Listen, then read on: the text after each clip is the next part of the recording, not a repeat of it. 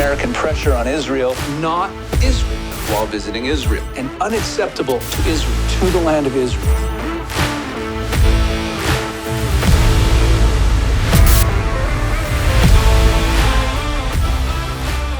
Welcome to Eyes on Israel. I am Rabbi Pesach Walicki.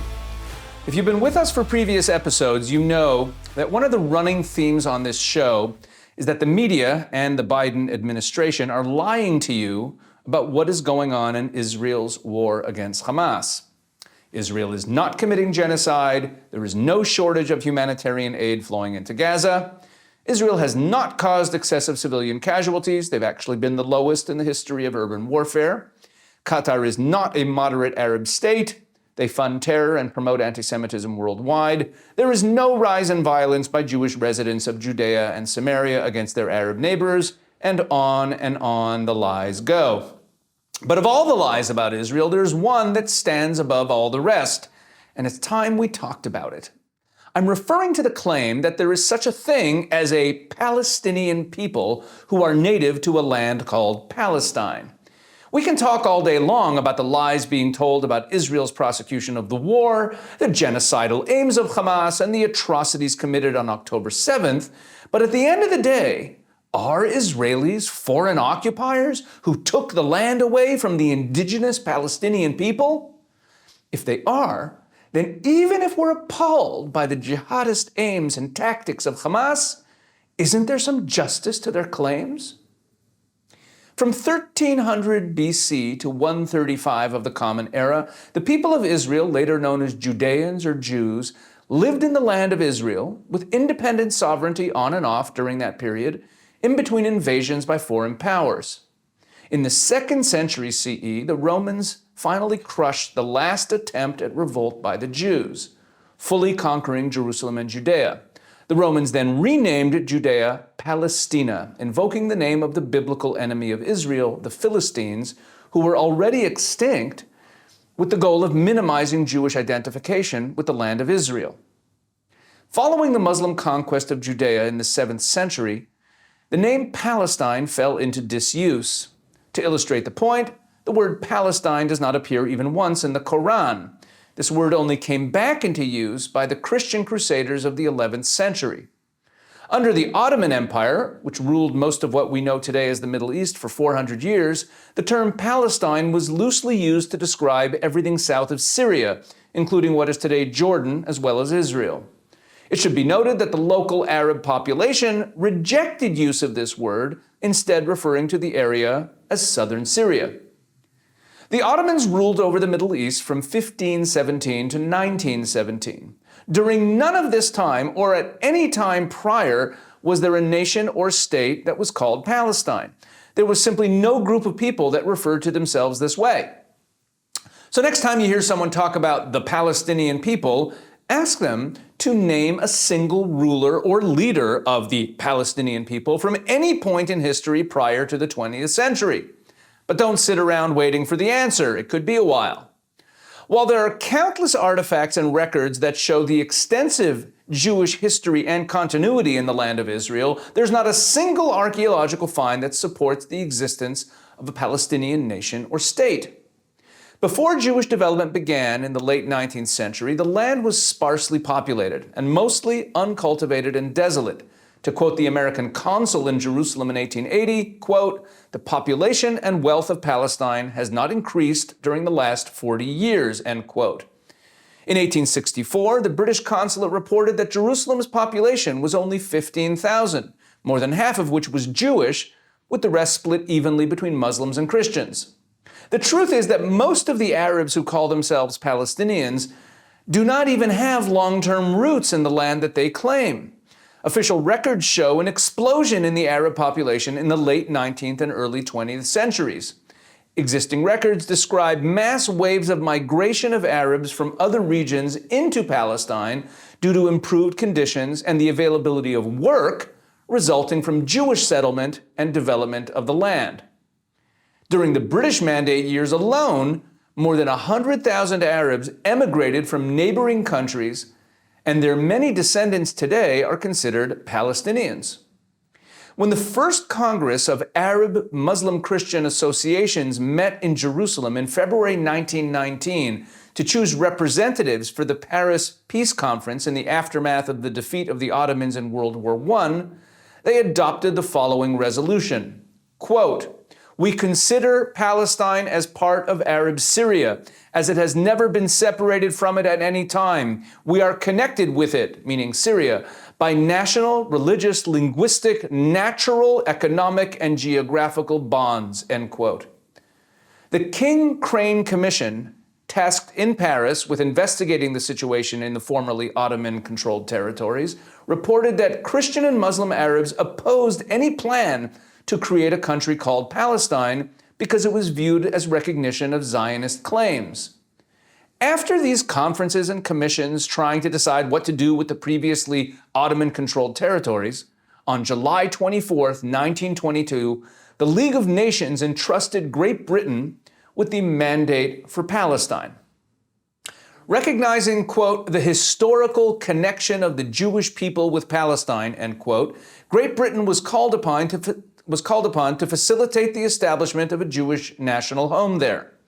Shortly afterward, in September 1922, the League of Nations and Great Britain decided that the goal of setting up a Jewish national home would not apply to the area east of the Jordan River, which constituted 3/4 of the territory included in the Palestine Mandate. This original division of the land allocated as Palestine led to the creation of the Kingdom of Jordan, a country that had never existed before, whose inhabitants were local Arabs, what today would be called Palestinians. This partition of mandatory Palestine was the original two-state solution. Jordan is the original Arab-Palestinian state. It should be noted that most of the current Arab countries and national identities in this region never existed prior to the 20th century. Arab lands were loosely controlled by foreign authorities from the time of the Romans. Any borders between different areas were basically non-existent.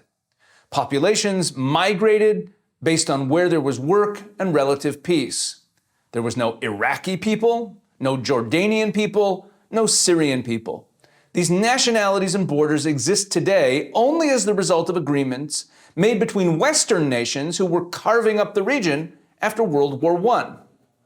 To illustrate the point, in 1937, a local Arab leader, Ani Bey Abdul Hadi, told the British Peel Commission, quote, "There is no such country as Palestine. Palestine is a term the Zionists invented. There is no Palestine in the Bible. Our country was for centuries part of Syria," end quote.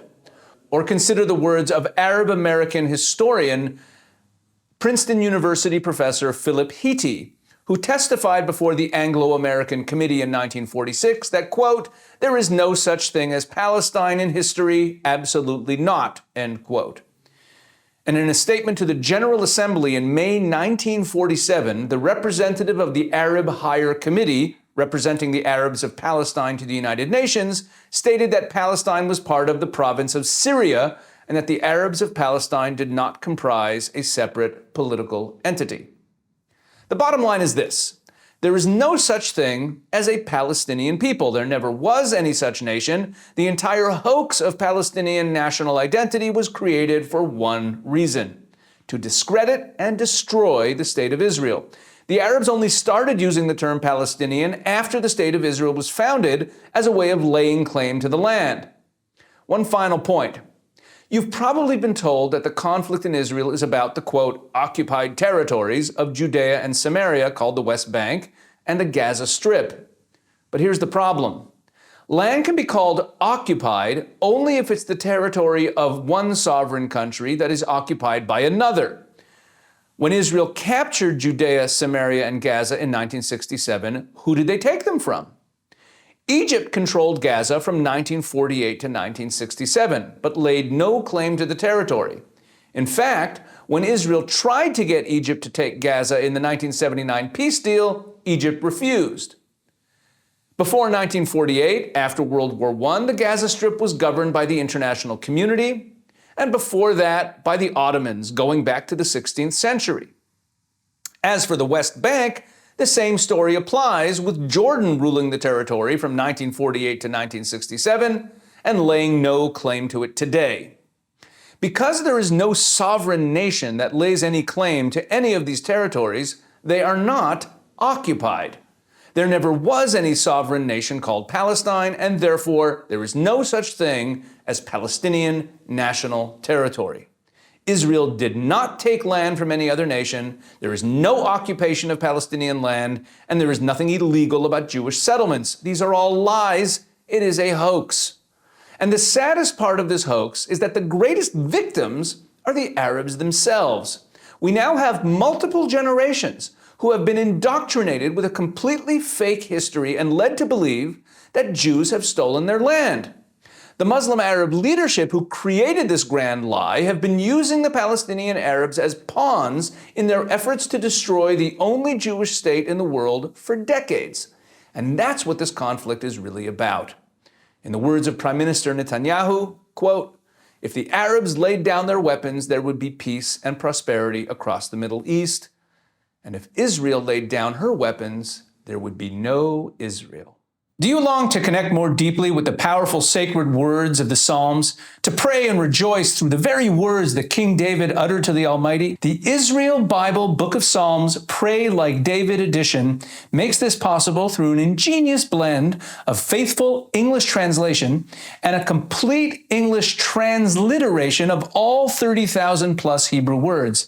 Don't miss this unique opportunity to pray like David and make his spiritual outpourings your own. Go to praylikedavid.com to buy your copy of the Israel Bible Book of Psalms, Pray Like David edition, today, and gain unparalleled access to the divinely inspired prayers that have uplifted the people of Israel for millennia.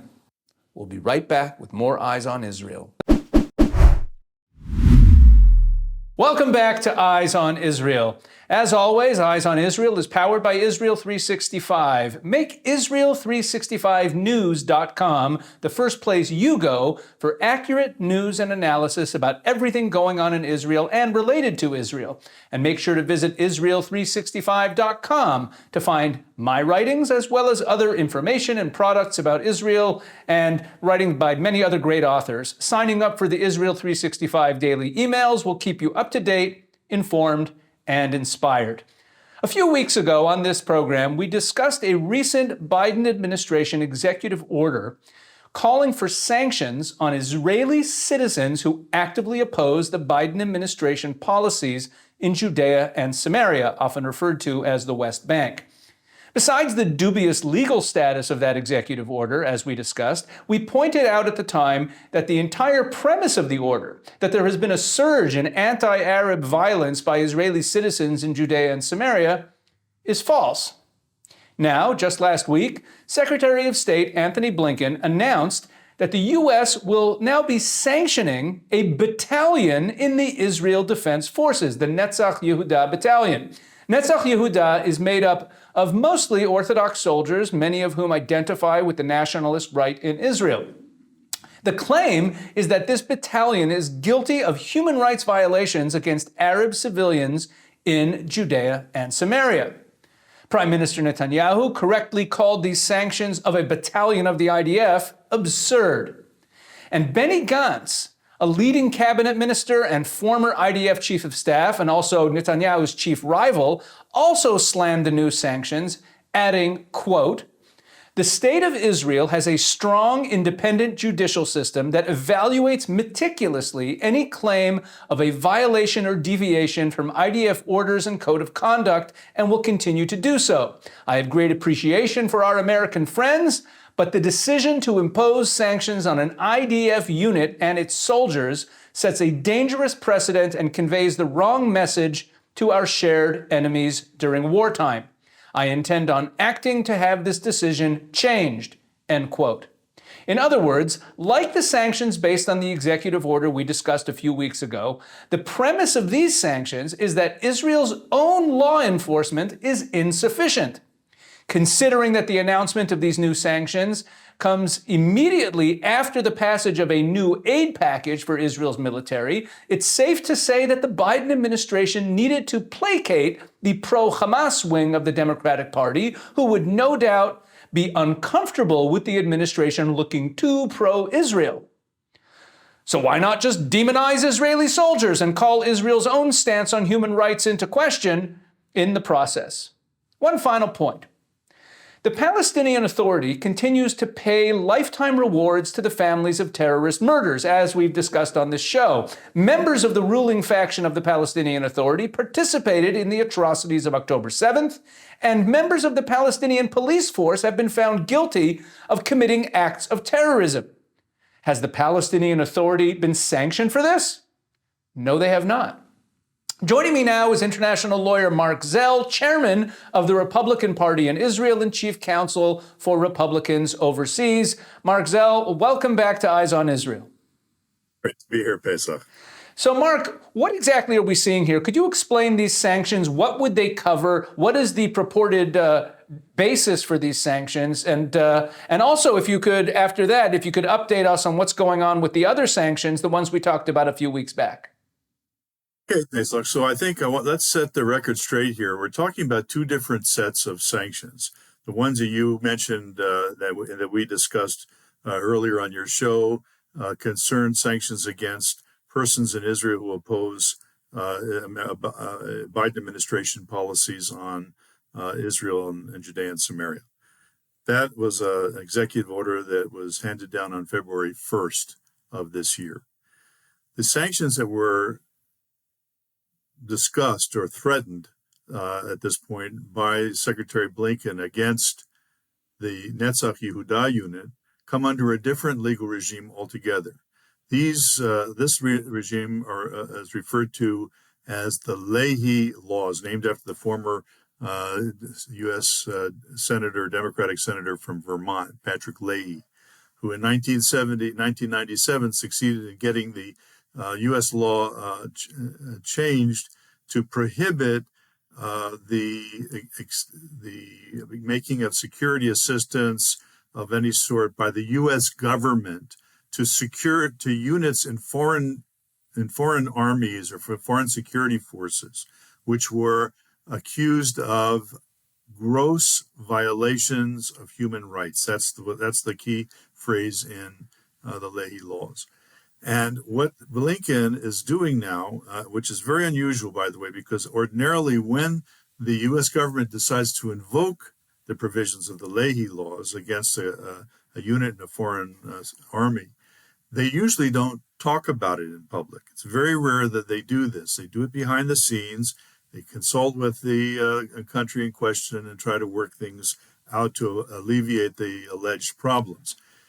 What's significant here is that the U.S. government made a very big to-do about Israel's alleged violation of the Leahy laws, and focusing particularly on the ultra-Orthodox unit Netzach Yehuda. On the very day that the Biden administration achieved a bipartisan success in the House of Representatives, transferring or approving large amounts of aid, not only to Ukraine and Taiwan, but also particularly to Israel.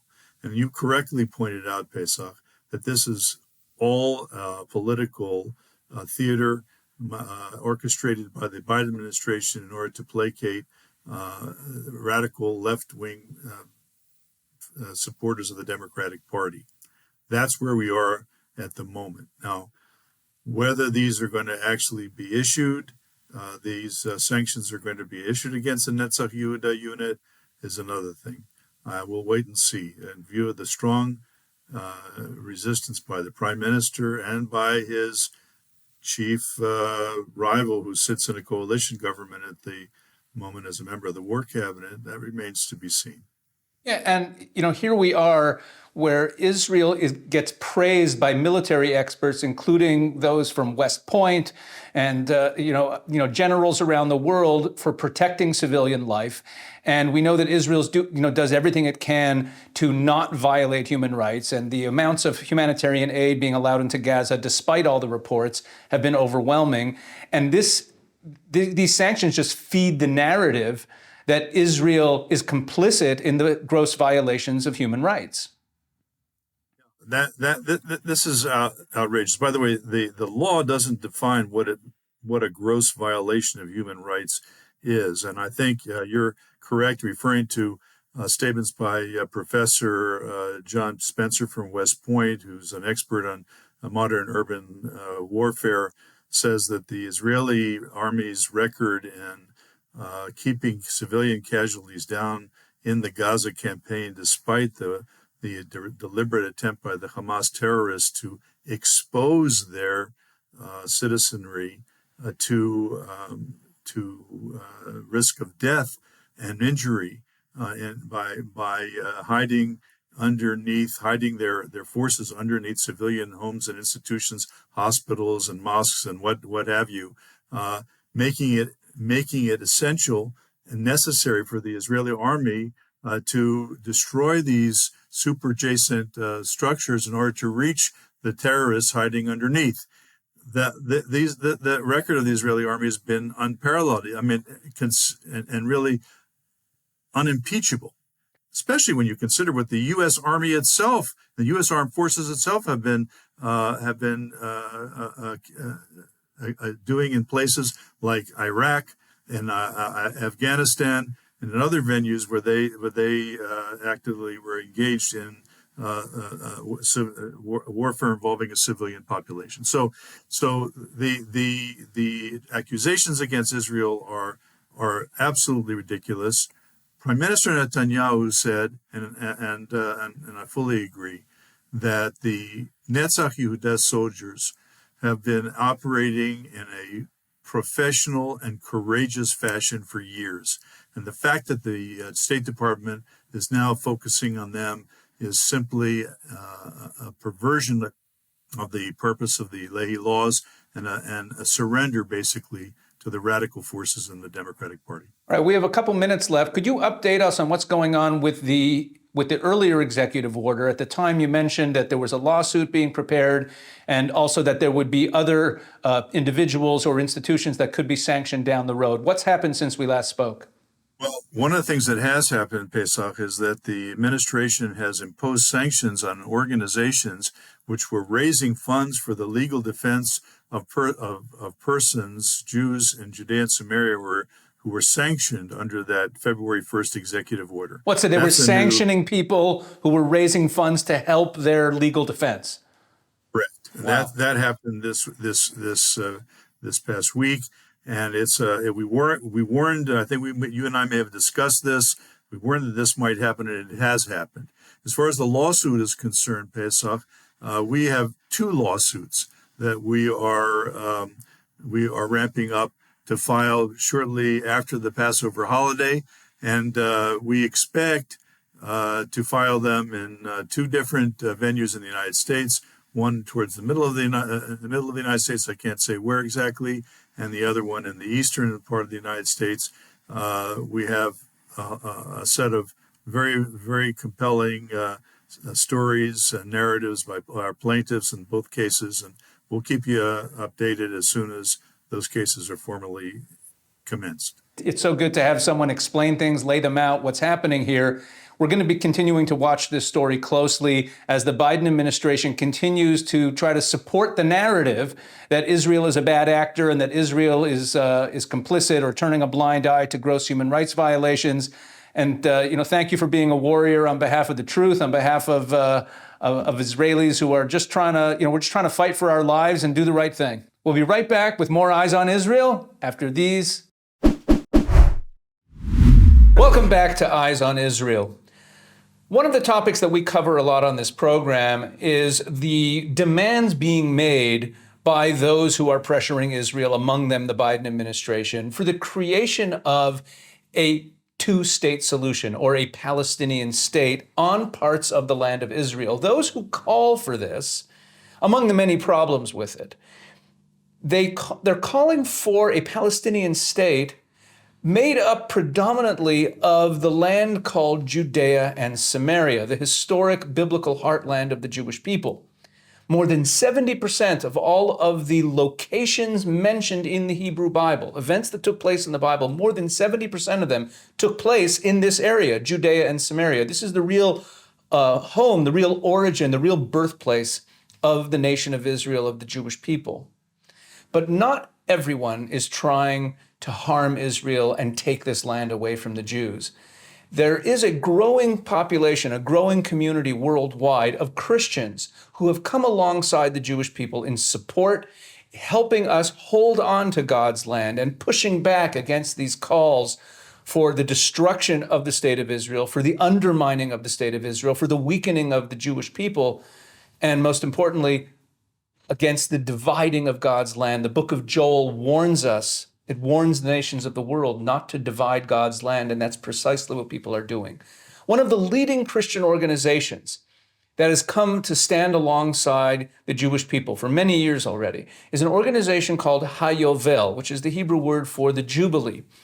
They are located on Har Bracha, the Mount of Blessing, the Mount of Gerizim in Samaria. And we're going to hear a little bit more about them.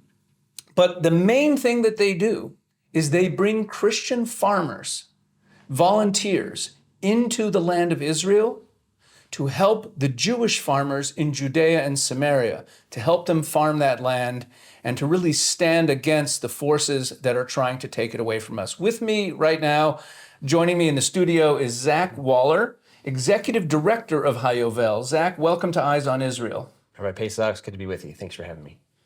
Thank you, Zach. So what brings a group of Christians to come out to Samaria and move out to a mountaintop to help the farmers, the Jewish farmers of Judea and Samaria? So it's definitely been a journey for us. I actually made my first trip here to Israel in 2004 with my dad. And when we came, we were clueless. We didn't know anything about anything. We just knew that there was a whole lot of scripture verses in the Bible about Israel, and we wanted to come and try to figure out how it connected to our Christian faith.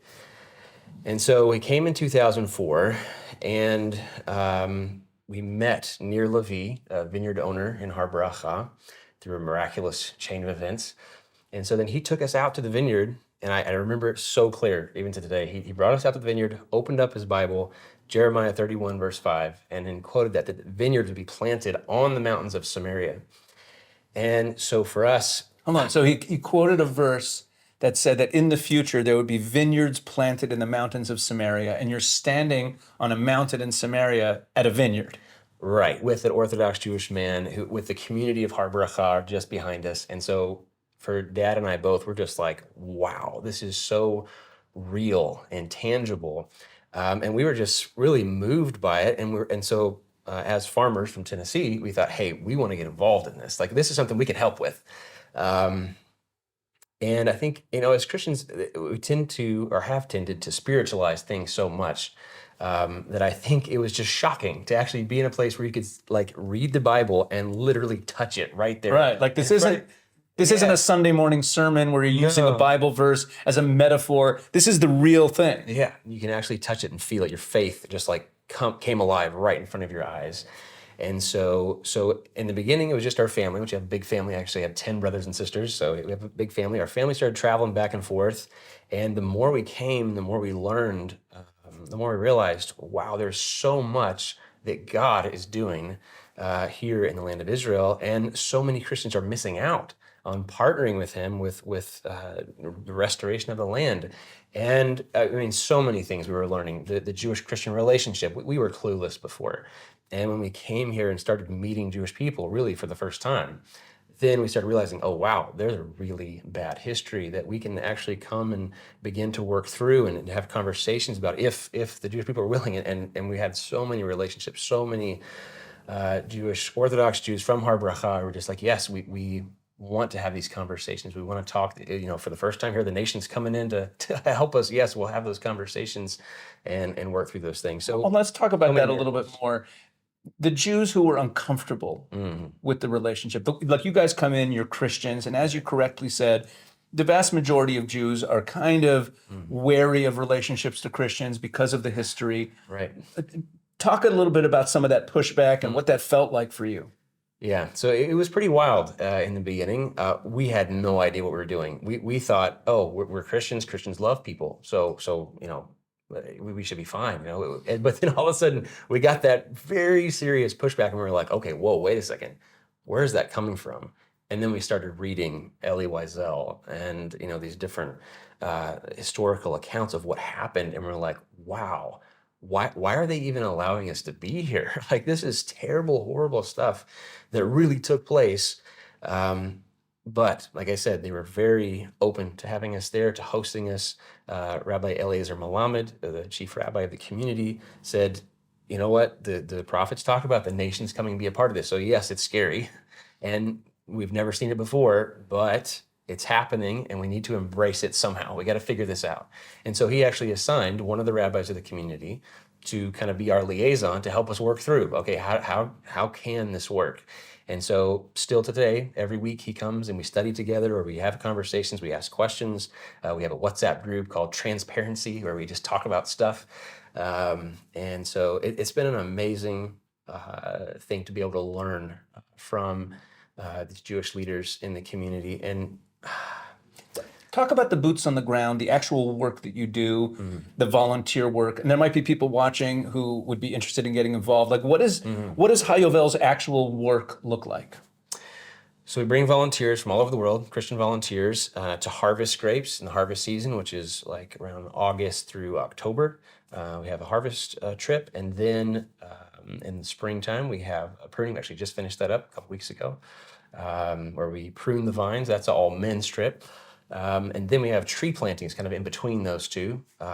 If you've been to Judea and Samaria, you can see there's a lot of barren hills, which if you're reading the Bible, they weren't barren back then. There were trees, forest everywhere. And so a huge project we have going on now is to reforest Judea and Samaria. We're going all out, planting thousands of trees to get the forest back in the land. So those are some of the main things. We also have a media thing called the Israel Guys, where we're putting out videos and getting information out in that way, just telling people what we're seeing and hearing there in Samaria.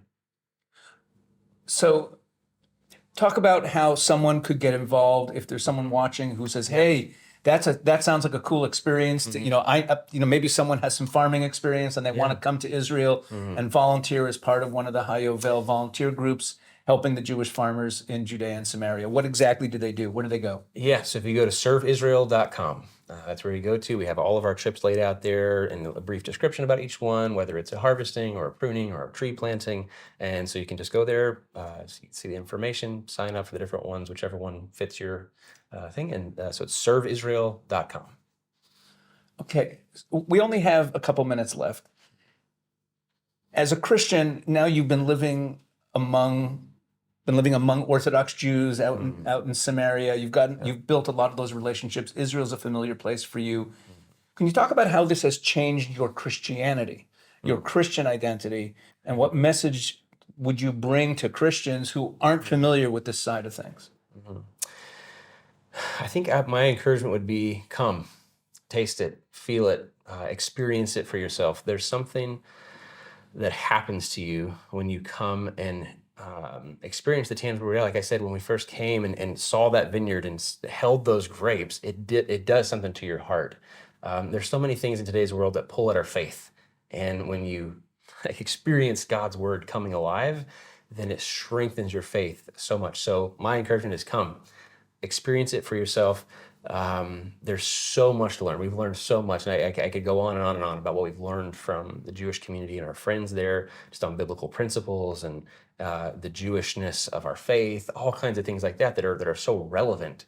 But I'd say the biggest thing is maybe to get a little bit away from that hyper spiritual view and more into the literal physical, where it becomes a reality. And what do you say to Christians who are uncomfortable with what you're doing? Not Jews who are uncomfortable, but Christians who are uncomfortable because, hey, let's talk about the elephant in the room. Us Jews, we don't believe in Jesus. And there's a lot of Christians who say, well, wait a second, why are we helping these people who are not believers? What do you say to Christians who think that way? I think a big part of it is just bringing education to help people see, well, there actually is a chosen people that God chose, and the scripture is very clear that we're supposed to bless Israel. Genesis 12, Deuteronomy, several places, even the New Testament, Romans, talks about blessing Israel materially because we've been blessed so much by Israel spiritually. So it's an extremely clear biblical concept that God asked non-Jews, part of our role is to bless Israel. And so I think if we can follow in that and do that, just obey God's word, take it for what it is, following God's word, then we'll find a blessing in that. And how long has Hayovel been around? How long have you guys been doing this? So Dad and I, we made our first trip over here in 2004, but then we became an official organization. I think it was 2006.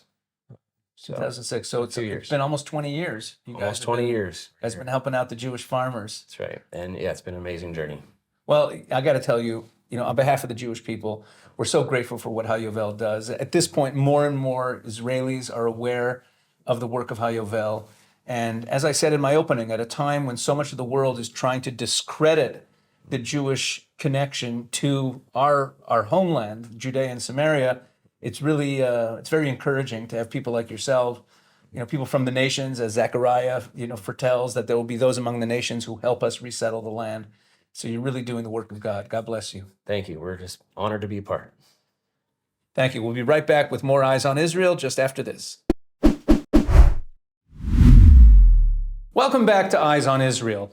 Tonight, Jews worldwide will begin the festival day of the final day of Passover. According to Jewish tradition, this festival, a few days after the Exodus from Egypt that we commemorated last week, recalls the miracle of the splitting of the Red Sea and the miraculous salvation of the children of Israel and the defeat of the Egyptian army.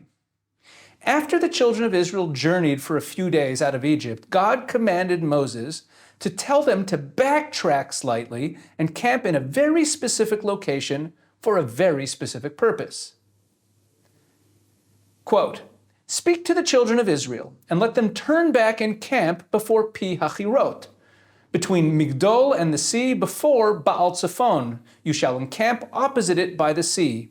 Pharaoh will say of the children of Israel, they are imprisoned, the Hebrew is nivuchim, in the land. The desert has locked them in. I shall strengthen the heart of Pharaoh, and he will pursue them, and I will be glorified through Pharaoh and his entire army, and Egypt will know that I am God." It's interesting that at the end of this passage, God told Moses that as a result of this plan, Egypt will finally know that he is God. Apparently, the 10 plagues, including the final death of the firstborn, had failed to convince the Egyptians of the supremacy of the God of Israel. What are the details of this plan? Let's sum up the content of the verses I just read. First, the children of Israel are told to travel backwards towards Egypt and camp opposite Baal Zephon. Upon hearing about this, Pharaoh will conclude that they are imprisoned, or nivuchim in the Hebrew, we'll get to that in a moment, in the land, and locked in by the desert. Emboldened by this conclusion, Pharaoh and his army will pursue the children of Israel and fall right into the trap that God has set for them. They will then learn once and for all that the Lord is God. Why there? Why that specific place? What's the purpose of this plan? The location where God wanted Israel to camp is very specific. The Bible doesn't generally give such detailed descriptions of locations.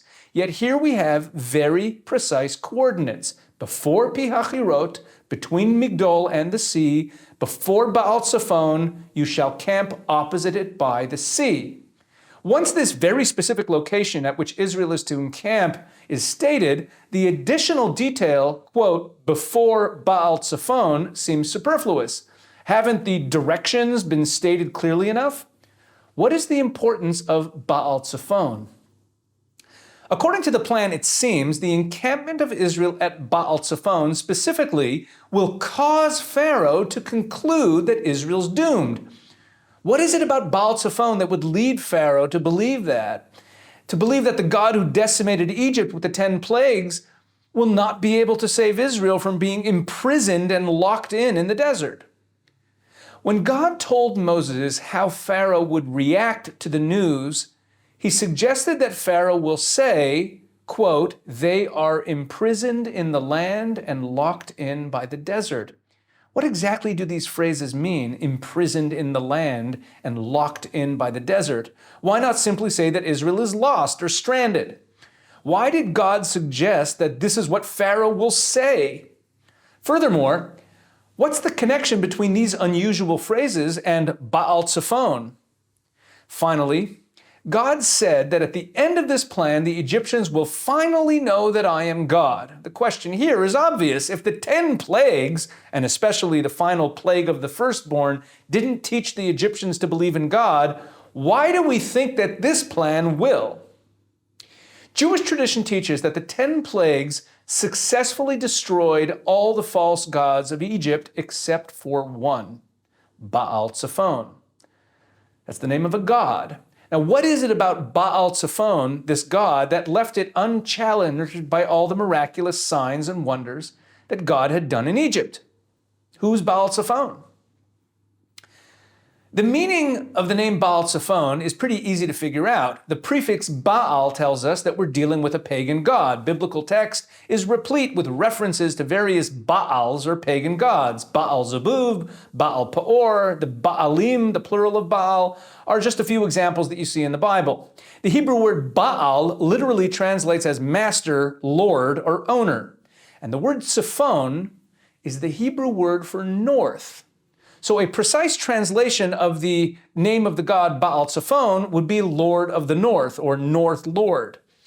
Now, amazingly, the Egyptian Book of the Dead, the ancient Egyptian religious text, mentions a prominent god known as Lord of the Northern Sky, almost a perfect translation of the Hebrew Baal Tzephon. This god's Egyptian name was Set. Set was the patron deity of northern Egypt and was believed to be responsible for fierce desert storms. Interesting. According to ancient Egyptian mythology, Set had murdered his brother and attempted to kill his nephew, Horus. For doing this, Set was cast out of the family into the desert alone for eternity.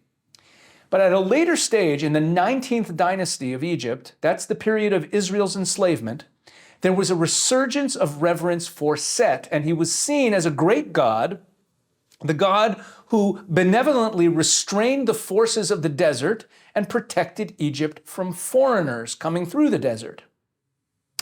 So let's put this together now. Set is responsible for desert storms, the sea, and preventing escape. Set personified the powers of darkness, chaos, and the sea waters that resisted light and order. The prominent 19th century Egyptologist, Dr. Heinrich Brugsch, asserts that from the standpoint of an Egyptian in Upper Egypt, the north was rightly considered to be the place of darkness, cold, mist, and rain, all of which were attributed to Set, and that the Hebrews called this region the region of darkness, or the winter hemisphere, and they called it Tzephon, a name which appears to be connected beyond a doubt with Safon, the north. As for Jewish sources, Rabbi Abraham ibn Ezra from the 11th century wrote that Baal Tzephon was believed to have the power to prevent slaves from escaping Egypt. In light of all of the above, the tradition that Baal Tzephon was the only remaining Egyptian god actually makes a lot of sense. Baal Tzephon's dominion was not in Egypt, but out in the desert. The 10 plagues took place in Egypt itself. So now let's review God's plan. He said, "Speak to the children of Israel and let them turn back and encamp before Pi-Hahirot, between Migdol and the sea, before Baal Tzephon. You shall encamp opposite it by the sea." So God specifically told Israel to encamp opposite Baal Tzephon by the sea. Let's remember that Baal Tzephon was believed to control the water of the sea. And then the Bible goes on to say that Pharaoh will say of the children of Israel, they are imprisoned. Literally, the Hebrew says, nivuchim, in the land. The desert has locked them in. We'll get to that word in a moment. Hearing that Israel were stopped at Baal Tzephon, Pharaoh would conclude that Baal Tzephon had trapped them. The odd word choice, they are imprisoned, nivuchim, in the land, the desert has locked them in, can now be fully explained. The Hebrew word nivuchim is not usually translated as imprisoned. The actual translation of this word is perplexed, depressed, or confused. One ancient Aramaic translation renders nivuchim as metarfim, which means crazy. If Pharaoh believed that Israel had fallen into the clutches of Baal Tzephon, the god responsible for chaos, darkness, and desert storms, describing Israel as nivuchim would be an accurate way of saying that Baal Tzephon has captured them. The second phrase in Pharaoh's suggested reaction is, in Hebrew, Sagar alehem hamidbar. The desert has locked them in. But an equally precise translation would be, he has locked the desert upon them. In other words, Pharaoh believed that Baal Zephon had trapped the children of Israel in the desert. This understanding is consistent with the ancient Aramaic rendering of Pharaoh's reaction. Quote, the nation of the house of Israel is crazy in the land. The god Zephon, master of the desert, has caused them difficulty. This is from an Aramaic translation of the Bible that's about 2,000 years old. So let's sum up the entire plan now. God led Pharaoh to believe that Baal Zephon had successfully defied the God of Israel. Emboldened by this idea, Pharaoh will then rush out into the desert to defeat Israel in the presence of Baal Zephon, over whom the God of Israel apparently had no power. Thus, the stage was set for the refutation of the final god of Egypt, and with it, all of Egyptian paganism. With the escaping slaves camped right in front of Baal Zephon, the Egyptian god of storms, chaos, and water, the god who prevents slaves from escaping, was refuted by a storm so orderly that it actually split the water, miraculously forming two walls. Storms, chaos, and water were all clearly shown to be fully under God's control, not Baal Zephon. The splitting of the Red Sea is the greatest miracle of the Exodus story, not because it was a greater deviation from the laws of nature than, for example, the plague of blood. The splitting of the sea is the greatest miracle, the cause of the great song of praise that Israel sings to God, because through it, Egypt and Israel knew finally and without a shadow of a doubt that I am the Lord. Thank you for watching Eyes on Israel, and may you have a joyous and festive final day of Passover.